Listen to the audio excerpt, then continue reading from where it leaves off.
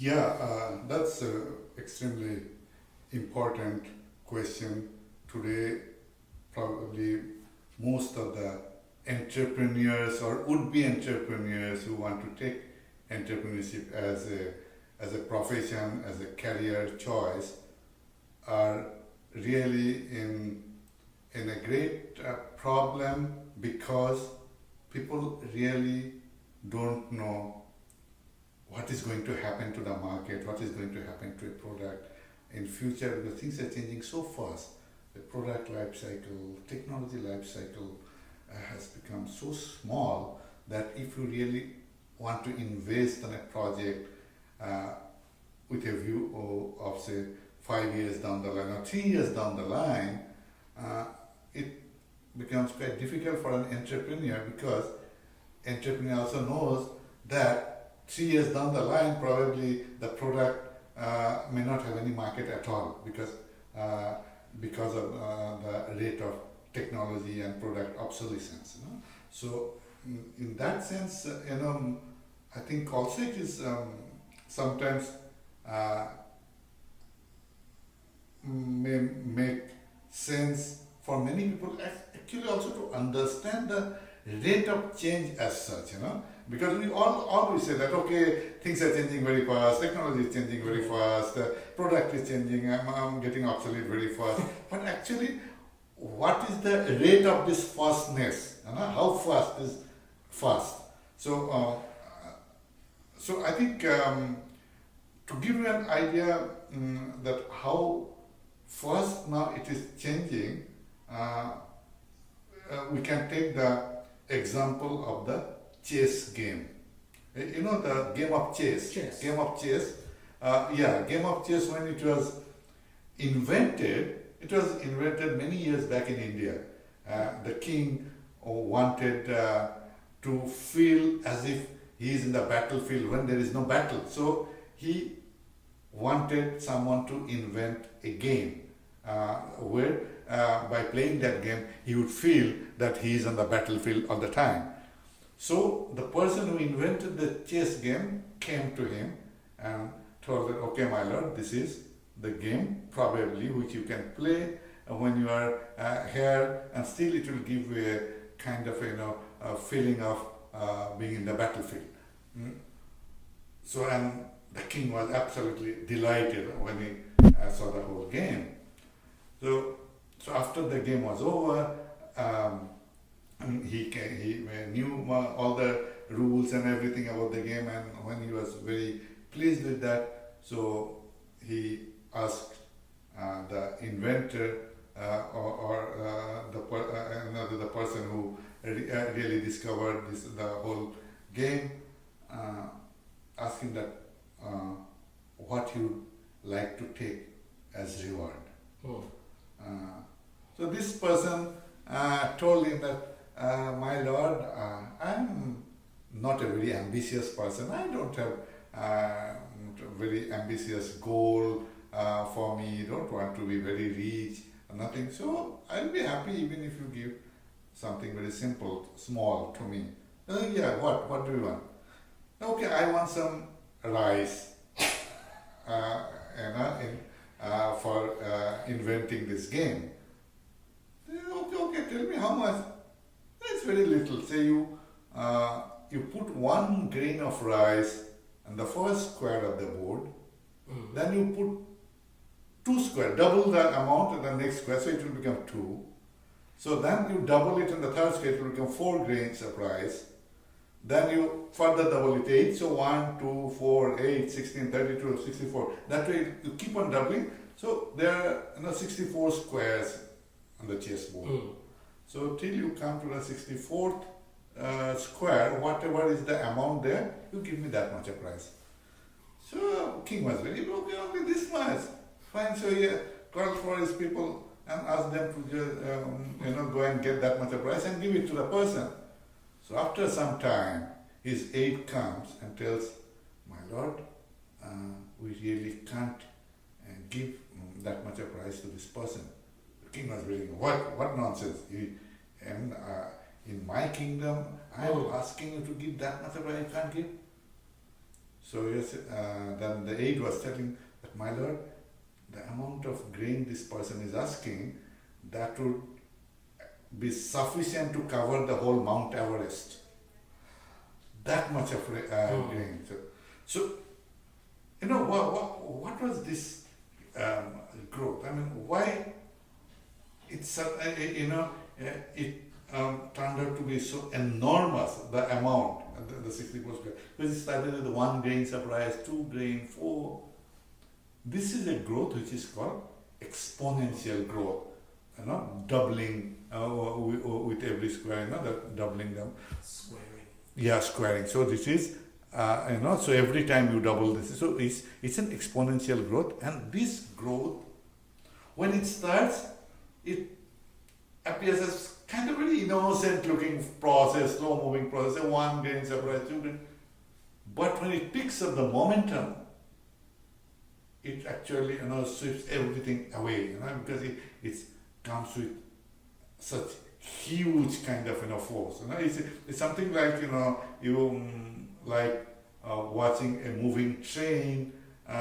Suppose in the metro station, when you look at the train, you see a light very far, but suddenly it comes, it zooms past you, and it mesmerizes you when it actually reaches you.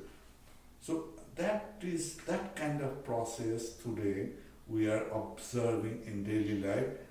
This, there's a Moore's law, which says in 65, Gordon Moore, he was the co-founder of Intel, when he was telling that in almost, every year the number of transistors we put in 1 square inch is doubling every year, and later it was slightly modified. It was okay, every 2 years is doubling. So doubling of the number of transistors in a microchip, with every say 2 years, and now sometimes people are saying it's about doubling in every 18 months. That means that the power of your computer, say 2 years back, what it was, today the same computer would be doing 2 times more. So if you think back that when it started, that in the beginning of that the computer era, if it started that today we have almost crossed the half of the chessboard. So now we see the force, the momentum, and that's why today what we see, that almost anything that in the in electronics that come to the market today, in about 6-7 months time, already it is getting upset. So it's so fast. And now, using that computer technology in all other sectors also, we see that movement. So I think that is a change that entrepreneurs have to keep in mind.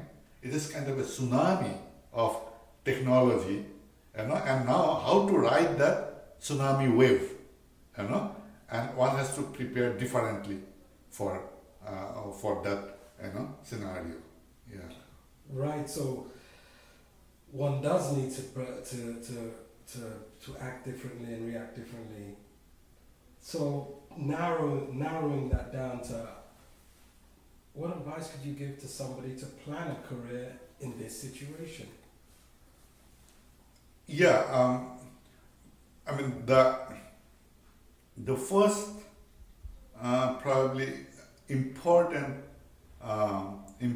element in this planning process for your career is to prepare your mindset to tackle very high uncertainty, because by nature all of us, we want towards a certain future, to a certainty, because suppose if we invest some money, we want to be certain that after 2-3 years how much return I am going to get on this investment.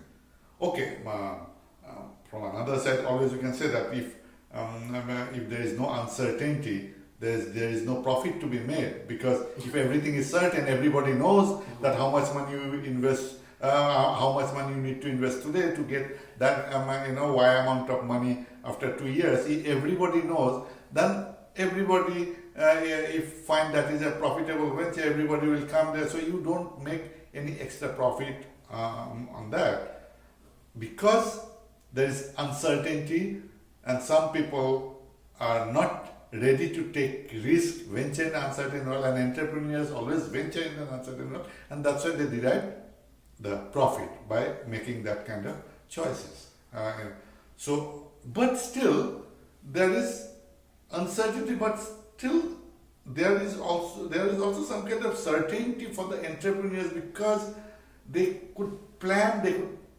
factor in those uncertainty, they would calculate different scenarios, so they could kind of figure out the probability of success for a venture, and people who are confident to take a chance, thinking that their probability calculations are okay, that their return, they are going, the most likely they are going to get a certain amount of return after some time, they go for it, and those are the entrepreneurs. They actually they try to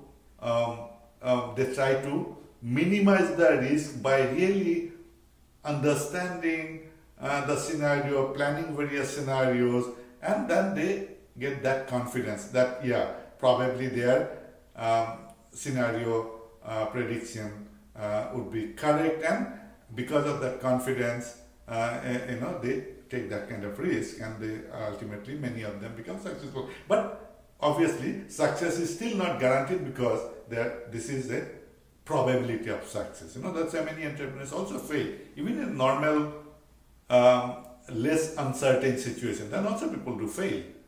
But here now what happens, that even that kind of scenario planning is becoming very difficult, because it's so much of change that you really don't know that what is going to happen 2 years down the line with this kind of change. So that requires a different kind of planning, and particularly a different kind of mindset, and we have to really acquire that mindset to really feel comfortable with high level of uncertainty. And probably as we go along further we discuss, we'll know about that, how really one can reduce that uncertainty for oneself, and still increase the probability of success. There are certain thought processes you have to really muster. You have to think in a particular way. Then even in a highly uncertain world, also you can make really you can achieve success, you can make good amount of profit, and probably super profit sometimes, because remember that high uncertainty means also very high chance of big profit. More the uncertainty, more is the chances of profit, but also there will be more failures. So and that scenario requires kind of planning which will be different from those entrepreneurial plans which we have been used to so far. So I think with this I also find that let us probably we can take a look at the kind of world we are going to see in the near future in different sectors, and after that probably we can again discuss about creating an entrepreneurial venture, or how to really plan an entrepreneurial career once we get a slightly better idea about the scenario we are looking at in the coming years.